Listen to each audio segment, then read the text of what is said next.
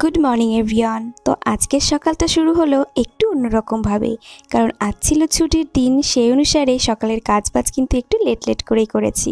তো সমস্ত কাজবাজ কমপ্লিট করে শিনুকে নিয়ে এবারে যাচ্ছি ড্রয়িং ক্লাসে, কারণ এইবার সানডের দিন শিনুকে আজ প্রথমে কিন্তু ড্রয়িং ক্লাসে নিয়ে যাচ্ছি।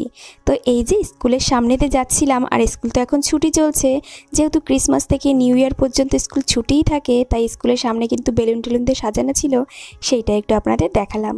তো তারপর এই যে গাড়ি চালিয়ে চলে এসেছি ম্যামেদের বাড়িতে, মানে যেখানে শিনুকে ড্রয়িং শেখাতে দেওয়া হবে। তো এই যে দেখুন ঘর ভর্তি অনেক বাচ্চা রয়েছে, আর আজ সারাদিনই মোটামুটি ড্রয়িং শেখানো হয়। বাচ্চারা আসে, শিখছে আর চলে যাচ্ছে।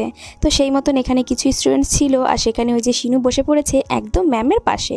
তো সেই মতন এখন কিন্তু শিনু বসে বসে ড্রয়িং করবে, আর যতটা সময় ড্রয়িং ক্লাসে থাকবে সেই ফাঁকটাতে আমরা ভাবলাম যে যাই একটু বাজার থেকে ঘুরে আসি, কারণ বাজার যেহেতু ম্যামেদের বাড়ি একদম কাছাকাছিই ছিল, তাই ভাবলাম যে ওই বাজারটা থেকে আজকে একটু কেনাকাটি করে যাবো আর কি, সবজি টবজি এইসব। আর এই বাজারটা আসার একটাই কারণ, এখানে কিন্তু একদম টাটকা টাটকা মাছ শাকসবজি খুব সুন্দর পাওয়া যায়। তো এই যে দেখুন মাছ বাজারে চলে এসেছি, আর মাছ বাজার তো মাছ বাজারই হয়, যেখানে অনেক লোকের আওয়াজ কথাবার্তা এইসব আর কি। তো দেখুন প্রচুর ভিড় ছিল, তো সেই মতন ঘুরে ঘুরে সমস্ত মাছ টাছ দেখছিলাম, আর এখান থেকে বেছে বেছে কিন্তু বেশ কয়েক পদের মাছ আমরা নিয়ে এসেছি।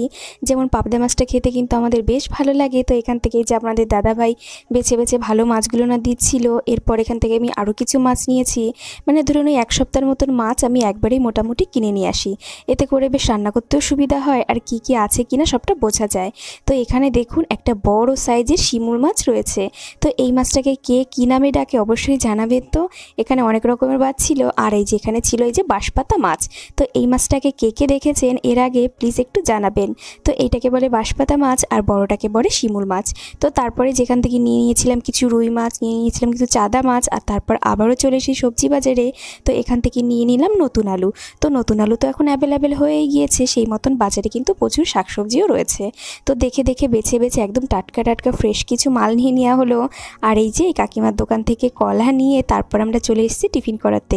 তো টিফিনে কি কি খেয়েছি কিনা সবটাই তো আপনাদের সঙ্গে মোটামুটি আগে আমি শেয়ার করেছি। তো পরোটা আর ঘুগনি নিয়ে নেওয়া হয়েছিল। তো এই দোকানে ছিল না ডাল, কিন্তু ডাল খেতে এই পরোটার সঙ্গে আমার একদম ভালো লাগে না। তো ঘুগনি অর্ডার করায় ঘুগনি দিয়ে গেল। তো সেই মতন এখান থেকে টুকটাক খাওয়া দাওয়া করে আর শিনুর জন্য অনেকটা ডাল নিয়ে আমরা এসেছিলাম, যেহেতু ডাল দিয়ে পরোটা খেতে ও বেশ পছন্দ করবে, যেহেতু ডালটা একটু মিষ্টি মিষ্টি হয়, আর ঝাল খেতে শিনু কিন্তু একদমই পছন্দ করে না। সেজন্য শিনুর জন্য পরোটা আর ডাল নিয়ে আমরা মোটামুটি বাড়ি চলে আসব। তো শিনু তো প্রাইভেটে গেছে, শিনু তো ড্রয়িং ক্লাসে গেছে। তো ড্রয়িং ক্লাস থেকে ওকে নিয়ে আমি যখন ঘরে আসব তখন বাড়িতে এসে কিন্তু খাওয়া দাওয়া করে নেবে।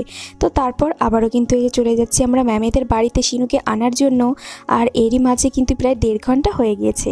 তো শিনুর ম্যামের ক্লাস ছিল 2 ঘন্টার মতন, কিন্তু আজকে প্রথম দিন যেহেতু সেজন্য অতটা সময় ওকে আর রাখবো না, ওই 1.5 ঘন্টা মতন পরই ওকে নিয়ে কিন্তু এই যে আমরা চলে যাব। তো এই যে চলে এসেছি, এখানে দেখুন শিনু বসেছিল। তো তারপর নিয়ে যে বাড়ি চলে এসেছি, আর এসেই ডাল দিয়ে পরোটা শিনু কিন্তু একদম মজা করে খেয়ে নিচ্ছে। তো তারপর প্রচুর বাজারঘাট করেছি, এই যে সমস্ত বাজার আমি ঢেলে রেখেছি। তো কি কি এনেছি এখন সবটা গোছগাছ করে কিন্তু আমি ফ্রিজে রেখে দেবো। তো ফ্রিজে এইভাবে এক সপ্তাহের বাজার গুছিয়ে রাখলে কি রান্না করব কি না অতটা ভাবতে হয় না। আগে আমি 1 মাসের বাজার এমনি শুকনো মাল বাজার করে আর প্রতিদিন যখন যেতাম তখন বাজার করতাম, অনেকটা অসুবিধা হতো। সেই জন্য এখন 1 সপ্তাহের মতন বাজার করি, এতে কি কি আছে কিনা সবটাই বুঝতে পারি। তো ফুলকপি বাঁধাকপি এগুলোর পাতা ফাতাগুলো ছাড়িয়ে আমি রাখছিলাম, এতে করে ফ্রিজে কিন্তু একদম অল্প জায়গায় ধরে যায়। তো তারপর স্নান পুজো কমপ্লিট করে চলে এসেছি যে রান্নাঘরে, আর আজ ছিল সানডের দিন। তো সানডে স্পেশাল প্রতি রবিবারে তো মাংস টাংস সব কিছুই খাওয়া হচ্ছে, তাই আপনাদের দাদাভাই বললো আজকে একটু অন্যরকম কিছু করো। তো সেই মতন আজ ভেবেছি একটু খুদের ভাত করব। তো খুদের ভাত তো আর এমনি এমনি ভালো লাগবে না, তার সঙ্গে কিন্তু বেশ কিছু আয়োজন করছি। যেমন এই যে এই মাছটা কিন্তু আজকেই নিয়ে এসেছি, তাই ভাবলাম যে একদম টাটকা মাছ রয়েছে, এটাই ভাজা করি। তো শিনু তো কাটালা মাছ খেতে পারবে না, তাই ওর জন্য 1 পিস রুই মাছ দিয়েছিলাম। আর এই যে খুদের চাল যারা এখনও দেখেননি তারা কিন্তু এই যে দেখে নিন, একদম ছোট ছোট হয়। এটা কিন্তু আমি বাড়ি থেকে আসার সময় নিয়ে এসেছিলাম, আমরা যেখানে থাকি এখানে পাওয়া যায় না। তো এর সঙ্গে ছিল এই যে বেতো শাকটা একদম কুচি করে কাটা হয়েছে, আর ছিল আলু। তো আলু ভাজবো, বেতো শাক ভাজবো, আর এই যে মাছ ভাজাটা কিন্তু বসিয়ে দিয়েছি। তো মাছ এই যে দুটো দুটো করে ভেজে নিচ্ছি, যেহেতু মাছটা অনেকটা বড় ছিল আর গোটা গোটা রেখেছিলাম। তো এক একজনের 2 পিস করে মাছ। তো মাছ ভাজা দিয়ে খুদের ভাত খেতে কিন্তু দারুণ লাগে। আর এই খুদের চাল আমি আগেই বলেছি বাড়ি থেকে নিয়ে এসেছি, কারণ আমাদের এইখানটাতে পাওয়া যায় না। তো সেই জন্য বাড়ি থেকে এটাকে নিয়ে অনেকটা বেশি করে নিয়ে এসেছি, আর বেশ অনেকবারই আমাদের হয়ে যাবে। তো দেখুন মাছটা কিন্তু এখানে আমার ভাজা হয়ে গেছে, আর একদম একটু কড়া কড়া করে ভেজেছি যেহেতু ভাজা খাবো সেই জন্য। তো মাছ ভাজা হয়ে যেতে একটুখানি কড়াইতে তেল দিয়ে সেই তেলের ভিতর গোটা জিরে ফোড়ন দিয়ে আমি যে দিয়ে দিলাম কুচিয়ে রাখা আলুটা। তো আলু দিয়ে লবণ হলুদ সব কিছু একসঙ্গেই দিয়ে এবারে ভেজে নেব। আর এরই মাঝে কিন্তু আমার ভাত রান্না হয়ে গিয়েছে। তো ভাতটা যেহেতু গরম গরম খেতে বেশি ভালো লাগে, তাই কিন্তু হটপটের ভিতর রেখে দিয়েছি, যাতে এখনও ভাজাভাজি করতে তো সময় লাগবে, আর এর মাঝে কিন্তু ভাতটা ঠান্ডা হয়ে যেতে পারে, তাই হটপটে ভাতটা সরিয়ে রেখেছি। আর এদিকে যে দেখুন আলুর ভেতরে একটু পেঁয়াজ কাঁচা লঙ্কা দিয়ে দিয়েছি, আর এবারে বেশ কিছুটা সময় নাড়াচাড়া করে নিয়েছি। তারপর কিন্তু আমার আলু ভাজা কমপ্লিট হয়ে গেছে।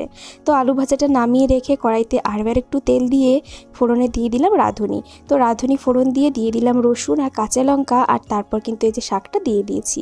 এবারে লবণ আর হলুদ দিয়ে দেবো, আর কোনো কিছুই দেবো না, শুধু এবারে কিছুটা সময় নেড়ে চেড়ে বেশ সুন্দর করে কিন্তু ভেজে নিতে হবে। তো শাকের থেকে অনেকটা জল বেরোবে, আর সেই জলটা পুরোটা শুকিয়ে নিলে পারেই শাকটা ভাজা কমপ্লিট হয়ে যাবে। তো দেখুন শাক ভাজা রাজা করতে কিন্তু অনেকটা কম সময় লাগে, আর এরই মাঝে কিন্তু আমার ভাজা হয়ে গিয়েছে। তো ভাজাটাই যে নামিয়ে নিয়েছি, আর আজকে মোটামুটি কী রান্না হলো চলুন আপনাদের একদম সাজিয়ে দেখিয়ে দিই। তো এই যে আমি ভাত বেড়ে নিচ্ছি, তো একটু সুন্দর করে গোছ করে করছি বলে সেই জন্য বেশ ভালো লাগবে দেখতে। তো সবার প্রথম ভাত নিয়ে নিলাম, তো তারপরে যে দিয়ে দিচ্ছি মাছ ভাজা, আর এর সঙ্গে নিয়ে নেবো এই যে শাক ভাজা, আর একই সঙ্গে একটু আলু ভাজাও নিয়ে নেবো। শাকটা একটু বেশি করে যেহেতু ভাজা হয়েছে বেশি বেশি নিচ্ছি। তো কাঁচা লঙ্কা দিয়ে দিয়েছি, আর এই যে দিয়ে দিচ্ছি আলু ভাজা। তো এই খুদের ভাতের সঙ্গে একটা স্পেশাল জিনিস হচ্ছে এই যে এখন দিচ্ছি রসুন ভাজা। এই রসুন ভাজাটা অনেকে আছে খায় অনেকে আছে খায় না, কিন্তু আমাদের বাড়ি কিন্তু বেশ পছন্দ করে। আর তার সঙ্গে ছিল শুকনো লঙ্কা ভাজা। তো শুকনো লঙ্কা আরও কিন্তু ভাজা হয়েছে, সবটাই খাওয়া হবে। আর রসুনটাকে খোসা সমেত ভাজা হয়েছিল, আর ভাজা কমপ্লিট হয়ে গেলে আমি খোসাটা ছাড়িয়ে নিয়েছি। তো তারপর খাওয়া দাওয়া করে একটা কমলা লেবু নিয়ে এই যে আমি আর শিনু এখানে বসে পড়েছি। দুজনে বসে বসে একটু কমলা লেবুটা খাচ্ছিলাম রোদে বসে বসে। তো এই মিষ্টি রোদে বসে থাকতে কিন্তু এখন বেশ ভালোই লাগে। শিনু একটু এদিক সেদিক ঘোরাঘুরি করছিল, কারণ এক জায়গায় বসে থাকতে ও তো পারবে না। তো তারপর আমরা এই যে ঘরে চলে এসেছি, এখন একটু রেস্ট করব।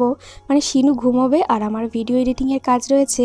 তো শিনু এখানে ক্যারাটে করে আমাকে দেখাচ্ছিল, কারণ শিনুকে কয়েকদিন পর ক্যারাটেতে ভর্তি করা হবে, তাই কিন্তু আমাকে ক্যারাটে করে এই যে দেখাচ্ছিল। তো তারপর শিনুকে এখন ঘুম পাড়িয়ে দেবো, আর আমি একটু রেস্ট করব। তাহলে চলুন ভিডিওটা এখানে শেষ করছি। ভিডিওটা কেমন লাগলো অবশ্যই কমেন্ট করে জানাবেন। নমস্কার।